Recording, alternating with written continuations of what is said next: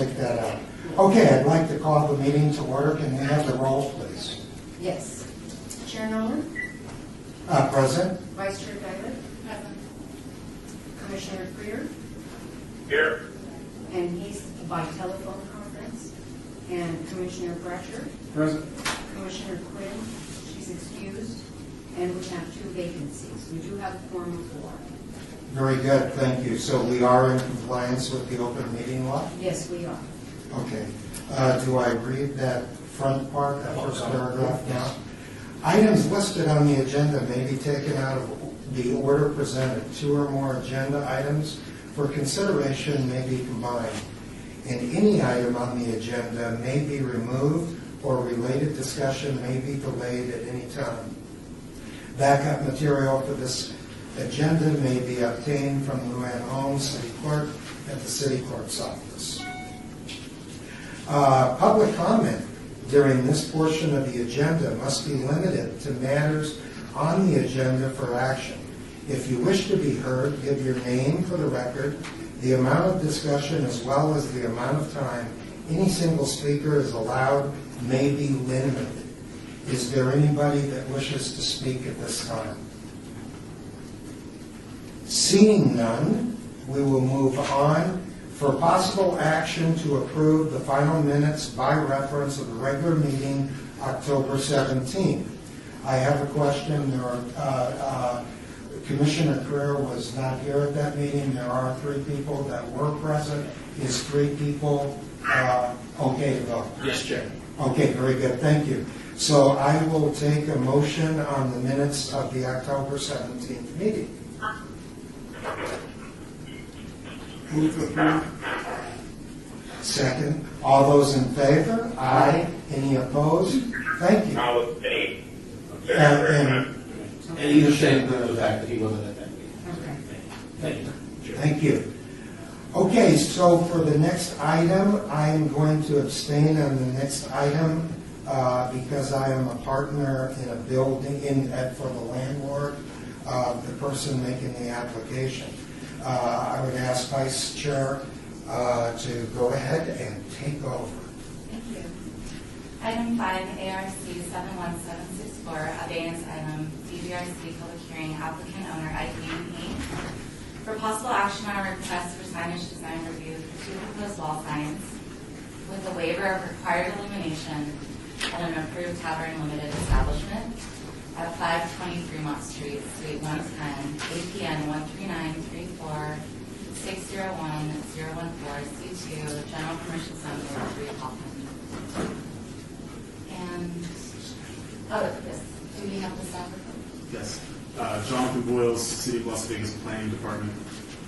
The submitted elevations depict signage which is comprised of 0% exposed neon, LED, animation, or any combination thereof, where 50% minimum required is the minimum requirement, which does not meet the downtown casino overlay and downtown entertainment overlay district development standards. Staff recommends denial of this request as the proposed signage does not encourage the key characteristics of the sub-district, which is neon and illuminated signage, nor does it preserve or enhance the tradition of neon signage on Fremont Street.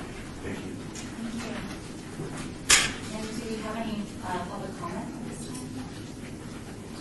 There was Copy that. the applicant is the applicant. Oh. And the applicant. Do we have the applicant present to come forward? Come forward. Would you please state your name and address?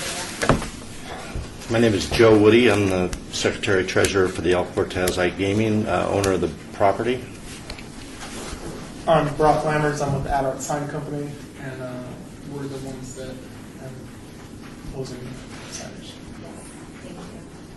So since our last meeting last month, have there been changes? Yes. Okay. So I have some new drawings. Chair, could you just make sure that Commissioner Creer can hear? Commissioner, Can you hear okay, Cedric? Yeah, so far so good. Okay, thank you.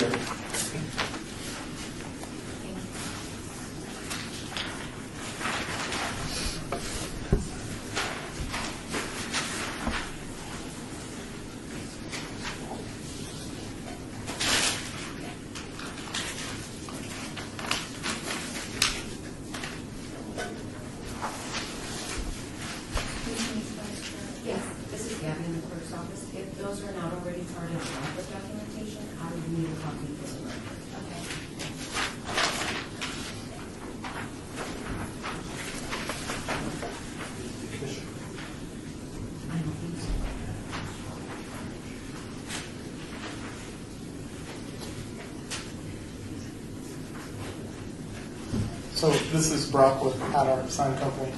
At the last meeting, the drawings shown are similar to the last meeting, but instead of paint on the wall now, we're proposing a anodized finished material to go to show some dimension as opposed to paint. So I brought some samples here that the customer has asked us to bring. So this is their special color, their special orange color that we had samples made out of. So I don't know if you want to pass these around, but this is what the letters will be made out of, and this will be on the wall. So judging by the last meeting, as discussed, if we didn't paint, we did some other application, that would be appropriate, so, Okay, and no additional illumination. no.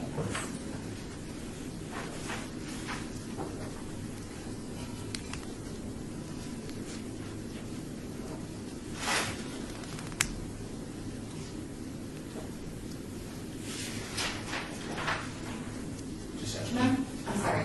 ask for any public comment. Oh, I'm sorry, at this time, is there any additional public comment? Okay. Hearing and seeing none.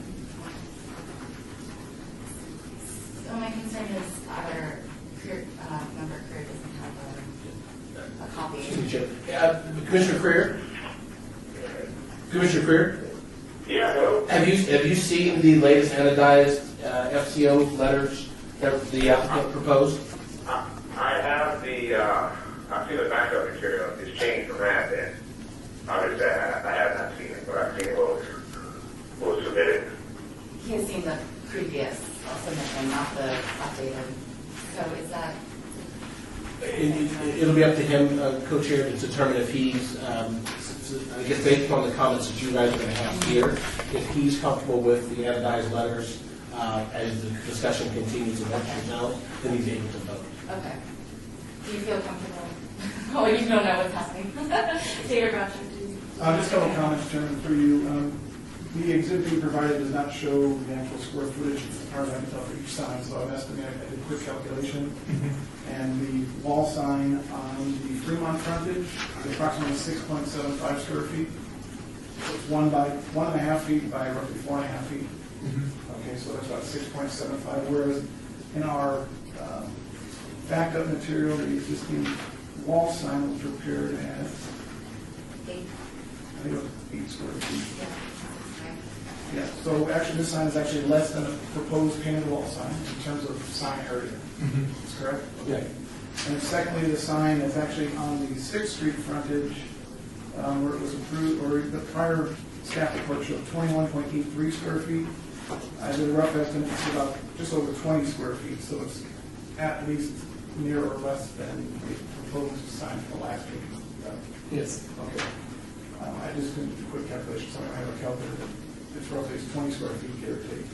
So both of these signs are at least the same size or less than what was proposed previously. The change is now that they're not painted wall signs, they're actually an anodized letter that'll go on attached to the wall. Correct. Are they backlit or just color? They're colored, they're going to be lit from wash lights that are going to be put on the Downlit color canopy. lights from the canopy. Okay. Yeah, and the change of the signage is to reflect, because they're doing construction now, so it's to reflect the actual site location. Okay. I was okay with the wall sign. I'm okay with these signs also. The one comment I have, just for a public comment, I think this applicant is kind of disadvantaged because the applicant came forward with 2 signs that don't meet code. We didn't see the sign that actually met code, which you actually brought in a blade sign, which will replace the existing sign. So I believe that we don't have that as part of our record, per se, because we're looking at 2 signs that don't comply. So the blade sign that did comply, how many square feet is that? I think it's 2 foot by roughly 22 feet. I think it's 40 square feet. 50 square feet. 50 square feet, I believe. So you are complying with the code on a 50 square foot blade sign, which is not part of this application, but I just want to make that for a record that, again, this board only sees generally what doesn't meet code. So if you meet code, you get approval to get your permit to go forward. Correct. In this case, you didn't meet code with these 2 signs, which is why it's before us today. And I think you've done a good job of addressing some of the concerns that were brought up at the last meeting, so you have my support on this application.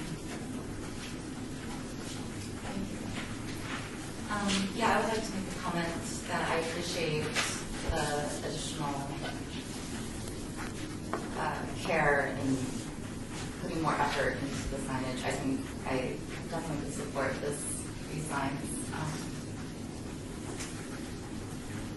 So I appreciate it. Oh, Commissioner Kerr, do you have any comments? No, I'm good. I'll have you talk with it. Okay. Through you, Chair, I'd like to make a motion for approval of ARC 71764, subject to staff conditions.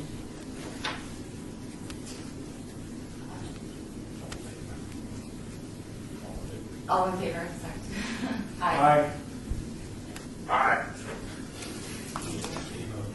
Right. So. Oh, any opposed? All right. So this will be approved. Thank you so much. Thank you. And at this time, I'll bring the meeting back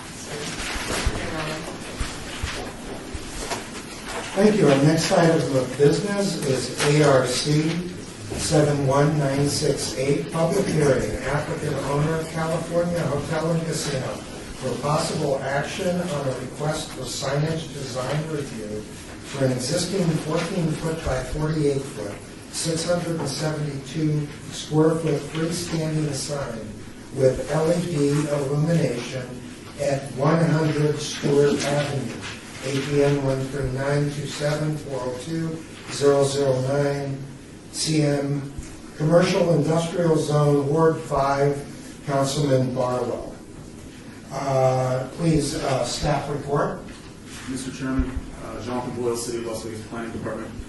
Although the proposed sign renovation will create a positive visual interest and is consistent with other signs within the sub-district, staff recommends denial of this request as the proposed renovation of the existing freestanding sign to install a LED display board does not comply with the downtown casino overlay district, which prohibits the renovation of freestanding signs within the special signage sub-district.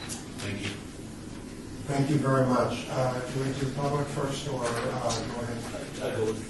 Go ahead. Okay, so the applicants have come forward. Would you please state your name and address for the record?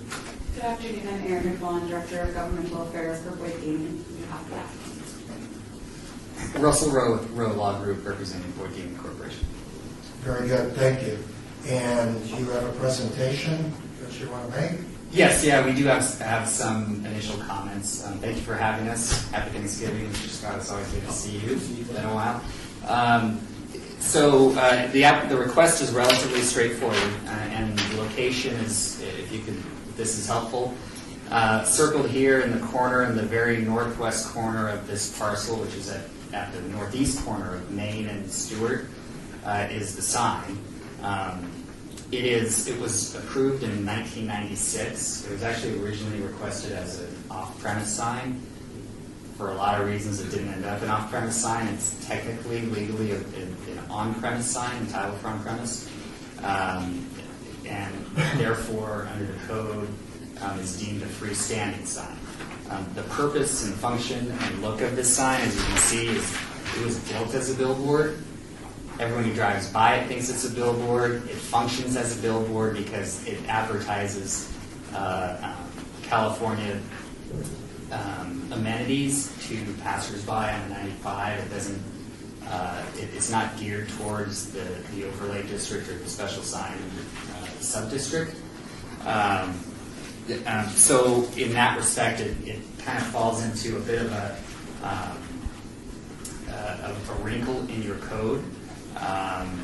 The sign itself, let me show you another view of this. So hatched out here is the special sign sub-district of the downtown casino overlay.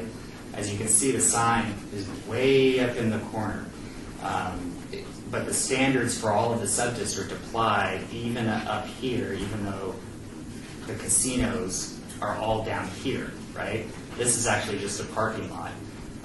But it is also, this happens to also be the gateway from the north end of the downtown casino overlay and the special sign sub-district for all traffic on US 95 going southbound, right? So it comes by. There are no signs here that comply with your standards. Zero, okay?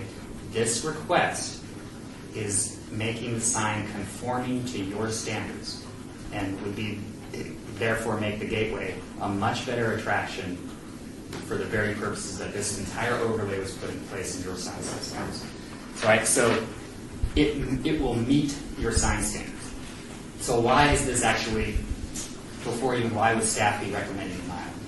Well, your code, as was referenced in by staff, has a provision that says you can't, it says you cannot develop, construct, expand, or renovate a freestanding sign except for certain exceptions. Our position on this is if you interpret that provision of this overlay to mean no one can ever change the display on their sign, on their freestanding sign, we will never be able to improve the sign and make it conforming to your standards, which it currently is not. It was built prior to and grandfathered in standards. So, why is that important? Well, it's the only reason staff is recommending denial. And if you read only that subsection C, paragraph 4, independently of anything else within these sign standards, that's a logical conclusion. But the very provision above that, C3, subsection C, paragraph 3, reads, the sign standards contained in this section, which is essentially the entire overlay, shall be interpreted and applied with reference to the background provisions set forth in subparagraph or subsection B above. What is subsection B? It's your sign standards. The rest, which is the meat of your code, right? This overlay is essentially sign standards and procedure. So what this is saying is you, the Downtown Design Review Committee, is not, you just don't have the authority. You are required to implement the provisions of this overlay to ensure the success and the standards that are set forth within it. Okay? So if you do that, you only reach one conclusion. Why is that? So let's go to the actual background, subsection B. Key characteristics of this overlay. Prominence of neon and illuminated signage, especially within the sign subdistrict, which is what we're in. Ensure that future sign development is consistent with the appearance of signage, such as LED, right? Specifically, the standards are specifically to address certain issues. And here's what they are. Continued, I put a hole in my, continued development of more and better signage in the area, right? That's what we're doing. The signage needs to contribute to the sense of the area as a special place. This is all in subparagraph 1 and 2. In subparagraph 5, it speaks to having signage that is compatible with the established historical context of the district, which LED is. If you walk around there's plenty of LED within the district. It requires animated features as an excellent way of attracting attention in a positive way to the district, which is what this would do, particularly as a gateway, where there is no signage that's conforming. It speaks to, in subparagraph 8, signage that creates a visually exciting and vibrant atmosphere within the district. Again, LED meets that requirement. And then in subsection C4, it actually speaks to, hold on a second. It speaks to the requirement that the signage must conform, C6. That signage shall incorporate exposed neon, LED, animation, or any combination thereof. Okay, we are required. This is exactly what your standards call for. So, if you interpret the provisions of C4 with respect to freestanding signs independently of the rest of your overlay provisions, then you're subverting the very intent, because the only conclusion you can reach is to prohibit a sign being improved to meet the standards, which is completely opposite of the reason you're sitting here.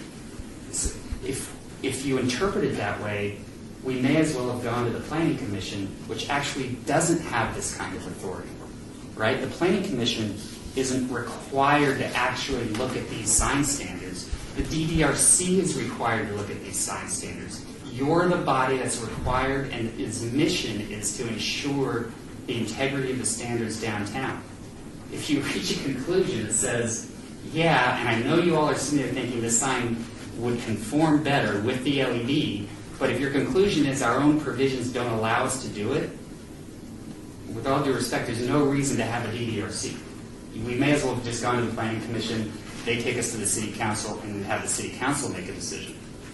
So a reasonable interpretation, and one that supports your standards, would conclude that we can do this and that you have the authority to approve this. Your hands are not tied by the code, as what's implied in staff's report.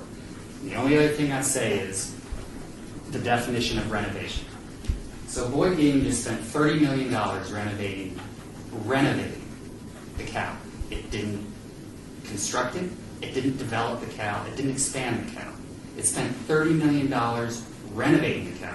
Now, Boyd Gaming just repainted the cow. Would you say they renovated the cow? No, that's not a renovation. You would say they repainted the cow. All we're doing is taking off the static sign and putting on an LED sign. We're not renovating the sign. So we do not fall under that subsection C4. And if we don't fall under C4, because we're not meeting any of those requirements, you have every authority to approve this so we can actually comply with the standards of the sign district. That's our presentation. Unless Aaron has anything to add. I think we covered it excellently. Thank you, Mr. Rowe. Is there any public comment on this issue? Seeing none, we will move forward with the commissioners.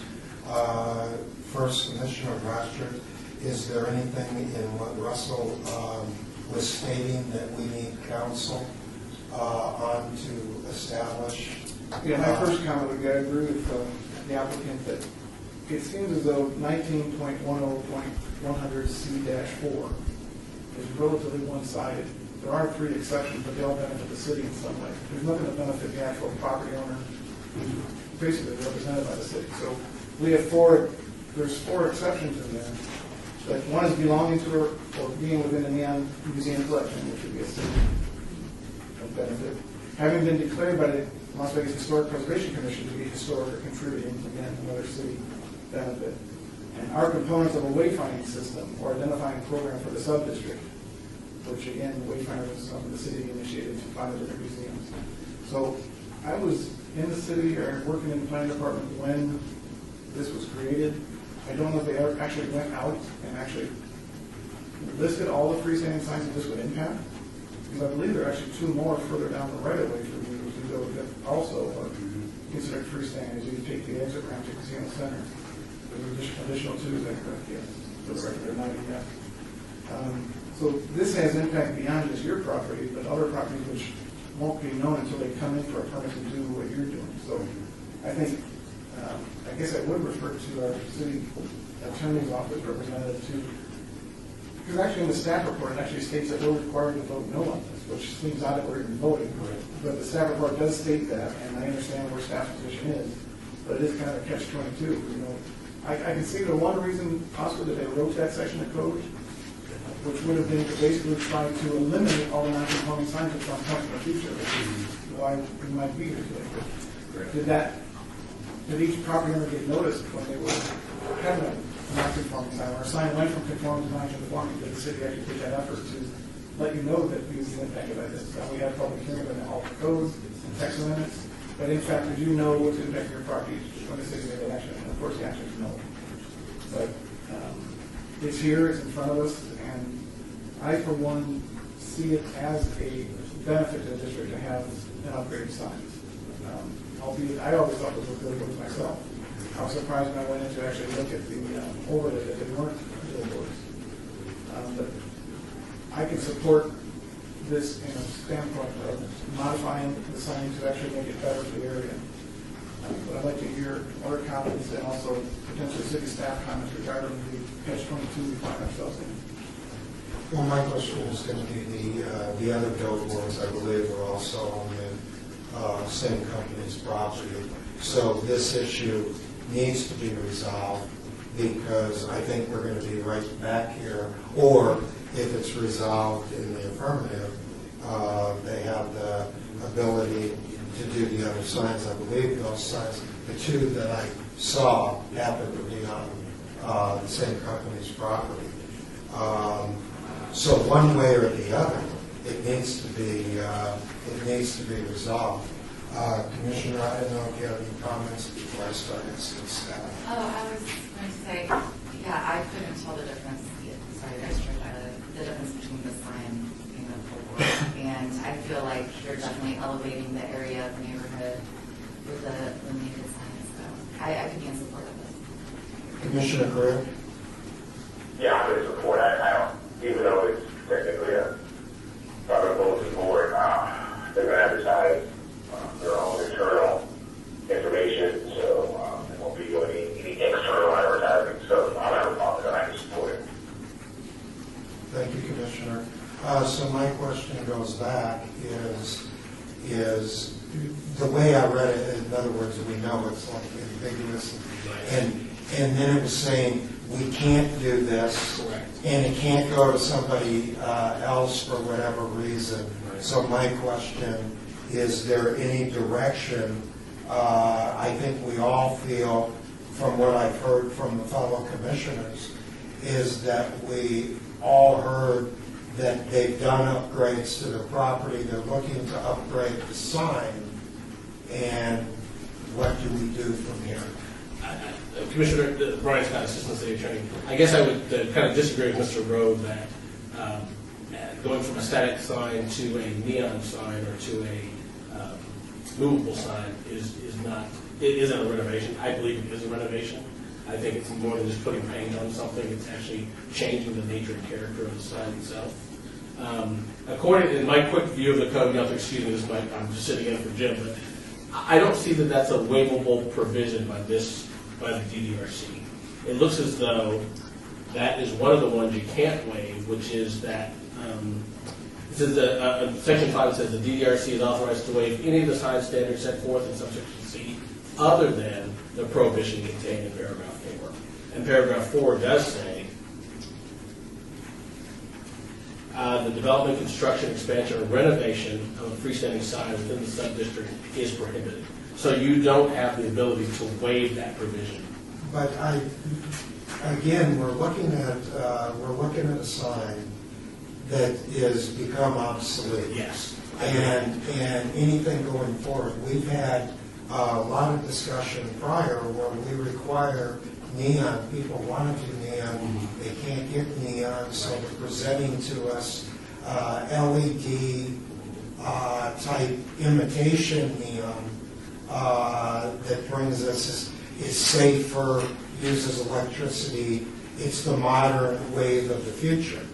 How can you restore an old sign with, nobody restores a sign that way. It's restored by going with lit and LEDs. So, and I completely agree, Chairman. It's going to require a change in the code provision in order to allow this body to be able to make that desired change. I completely agree with you with regard to the fact that these signs will stay old and obsolete and static if you don't do something more modern what the California is proposing. But currently under the code, this body doesn't have that ability to waive a renovation of the sign. I mean, I guess you can play with the definition of renovation. If you don't believe this is a renovation, I'm not sure exactly what would be a renovation if this is not a renovation. So that's probably the only thing you can kind of stick to is if you consider this to be a renovation, then you couldn't grant it. If you don't consider this to be a renovation, then you possibly could. So I guess you got to figure out what the definition of renovation is. Is the changing from a static sign to and I'm assuming that when you say LED, it's going to be something that's able to change well, it's what over time. I think we see, I'm sorry to interrupt you, Sure. but I think it's what we see done many times over the last years when we're driving around. Right. And we're seeing that they're not removing the pole or the structure. Right. They're taking a paper however that's created, Right. and they're lighting it up. Yeah. I mean, it would be different if To me, it's an upgrade. Sure. You know, so that's the quadrant we're in. You know, maybe changing the ad copy would be not such a renovation, but changing the entire structure of the head part of it from a static to a movable sign could be considered a renovation. So that's really where you're going to kind of have to lean on whether or not you determine that's a renovation or not, going from static to movable. I mean, if you deny this, this could be appealed to the city council and they can make the fact it's a renovation. Well, which has happened to us before. Yeah. But if it's approved, it doesn't go to council. If we deny something, it goes to council. But I thought in what I was reading that at somewhere along the line it would not be allowed to go to council. Is that, did I misread? Yeah, I don't think there's any I thought I prohibition saw against that. I don't think there's any prohibition against the appealability of your denial to the council. Could I, go ahead, please. Once again, for the record, Peter Weinstein, acting county director. I don't believe the staff report addresses not being able to be appealed to council. I believe it states that it probably can be appealed. It can be. Because procedurally, this decision, pro or con, could actually be appealed to the city council for final action on it. Okay. Two things. Let me go ahead, back to the applicant. Mr. Rowe? Thank you, Russell Rowe, for the record. I was just going to suggest, because it sounds like Mr. Scott is saying this body has the ability to interpret what renovate means and whether or not this falls within the definition of renovation. And if you think it does, then you can't do anything. You just got to deny it. And if you think it doesn't, then you can approve it or deny it. It's up to you. My thought on this would be, obviously, we don't think it meets the definition of renovation. When you look at the scope and totality of these provisions, and what that specific provision speaks to which is full-scale renovation or construction or redevelopment or development. So if you don't believe it falls within the definition of renovation, you can approve it. And the reason I think that's the logical thing to do is it makes absolutely zero sense for this body that believes the sign better conforms and brings it into conformance with the standards. Your recommendation as the DDRC, the body charged with protecting and preserving and ensuring the continued development of better signage, as stated in here, is to tell the city council, you don't think this should be approved. I would think the better position of this body would be to approve it, and if staff thinks it shouldn't be approved, they can appeal it to the city council. We can have a discussion there. That would be my suggestion. I have answered to that, but I'd like to turn it over to Commissioner Rushford. Or, I'm sorry. Oh, Vice Chair, is that true? I mean, there is no definition of renovation. I wish there were. I wish we had a definition for every term we had in our code, but unfortunately we don't. But plan to deny it, and then send it to the council? Yeah, I mean, like you said. For the record, planning or the staff in general, once the action of the body is the planning department does not take the role of appealing that decision to council. We abide by the decision of the board, commission, and the council. And just know that any decision you make here it's almost setting a precedent. So if you don't consider this to be a renovation, I'm not sure exactly what you would consider a renovation.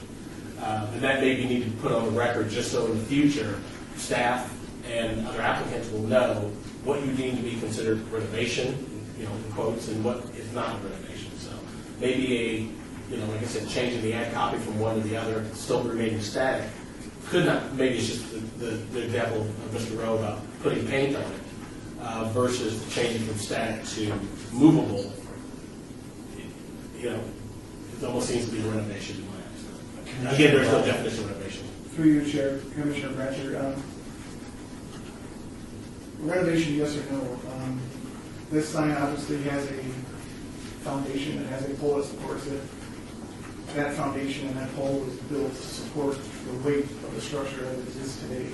So generally, in the past, my experience when I worked in the planning department was when you change static copy with a sheet, there was no permit required because you're not altering the sign per se. I don't know what this LED readable ways, but it's meant to be attached to that structure.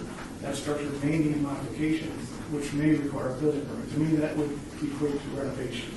But that being said, again, I don't think that this applicant or any other applicant that's out there was served by the city in terms of when this code was adopted to not notify them, your signs are now not conforming, and you can never change them ever.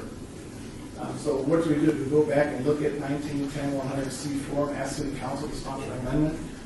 Now, that would take roughly 6 months for a text amendment, potentially. Just give it 6 months. I don't think you want to wait 6 months.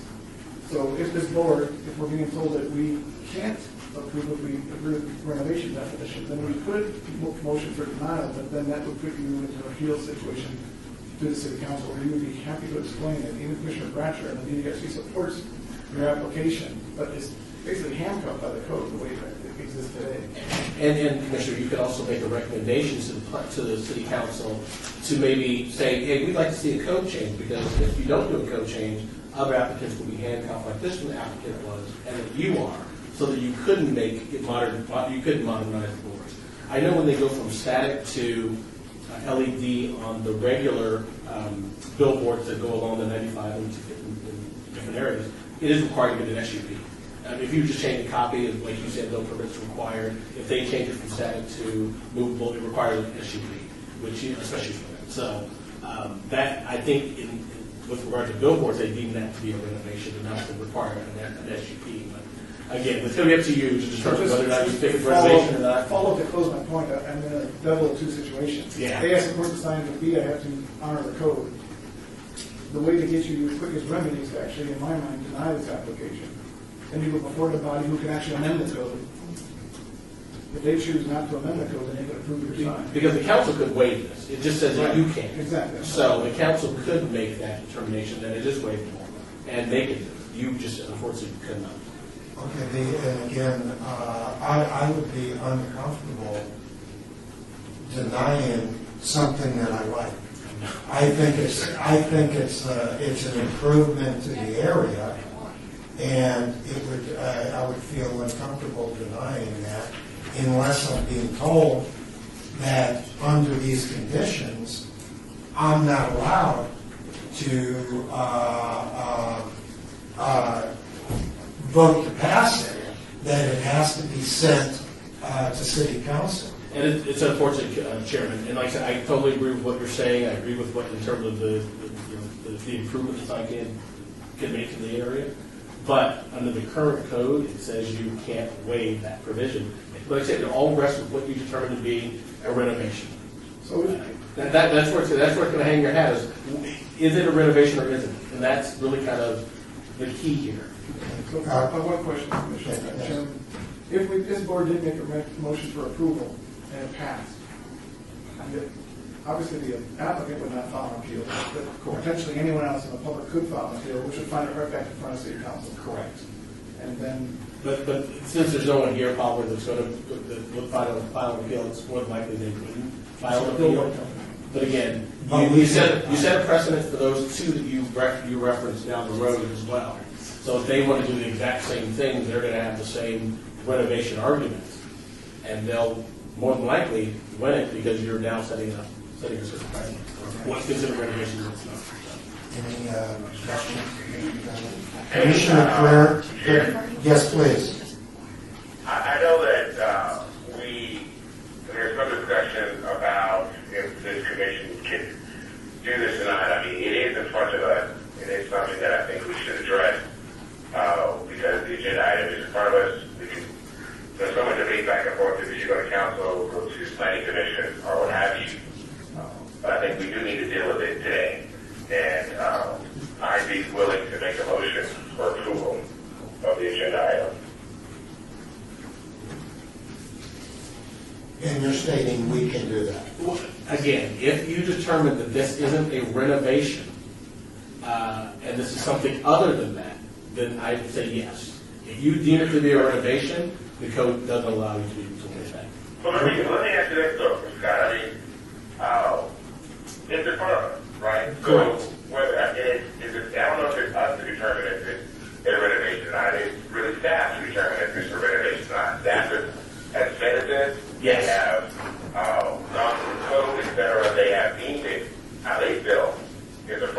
Correct. Now it's in front of the DDRC. DDRC needs to deal with it, and I think we do have grounds for approval. By the way, I have grounds for a motion.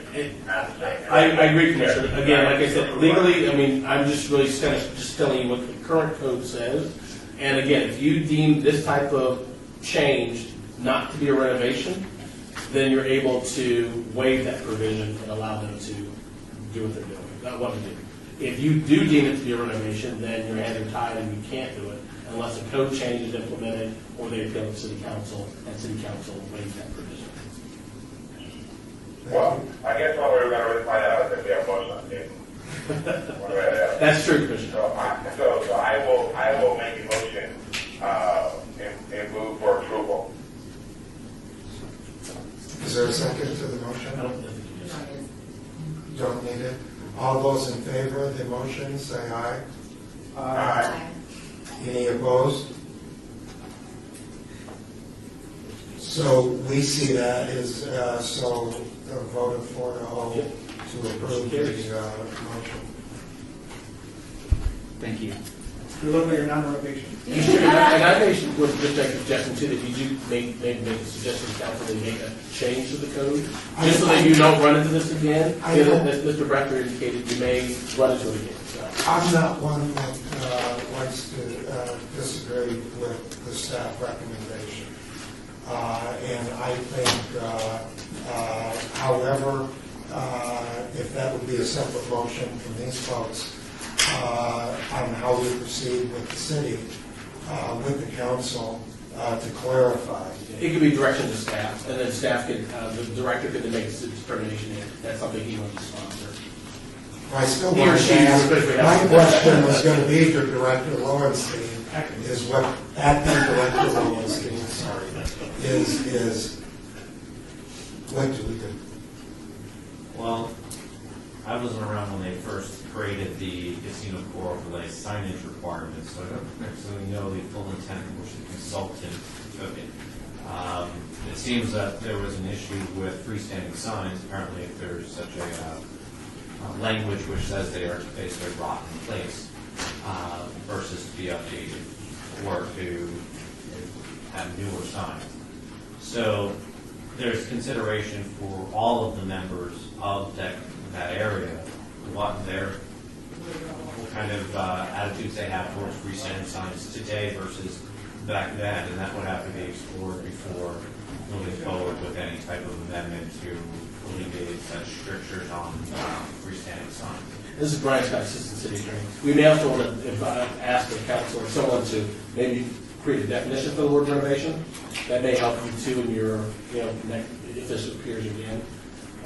So just so that we're not sitting here determining exactly how much of a change is considered a renovation. So. Chairman Nolan, also, when we move forward into the form-based code and potentially for this district, signage being addressed or as that possible avenue for this as well. So those form-based code by districts, those are we're hoping in the next couple of years to address all of the districts. So we'll have that public engagement and business partners in the area to be able to get that feedback. Mr. Chairman, may I? Just Russell Rowe on behalf of Boyd Gaming. We would encourage that conversation for a couple of reasons. Obviously, the discussion we had here is problematic for a property trying to improve itself, which is what you want as a city, right? The downtown casino overlay does not include all hotel casinos. So you have different standards that apply differently to different properties, which is not necessarily something you want, to have an even playing field downtown. And when you look at the decision in Reed versus City of Gilbert, it calls into question the entire structure of signage and sign codes. So it would probably be a good conversation to have among the downtown community, particularly the gaming community, as to how do we proceed to make sure we can all invest and reinvest in our properties with the full support of the city. Very good. Moving on. We're to that section of citizens' participation, public comment during this portion of the agenda must be limited to matters within the jurisdiction of the committee. No subject may be acted upon by the committee unless that subject is on the agenda and is scheduled for action. If you wish to be heard, give your name for the record, the amount of discussion on any single subject, as well as the amount of time any single speaker is allowed may be limited. Is there anybody that wishes to speak at this time? Seeing none, I would then move for adjournment. Second. Any opposed?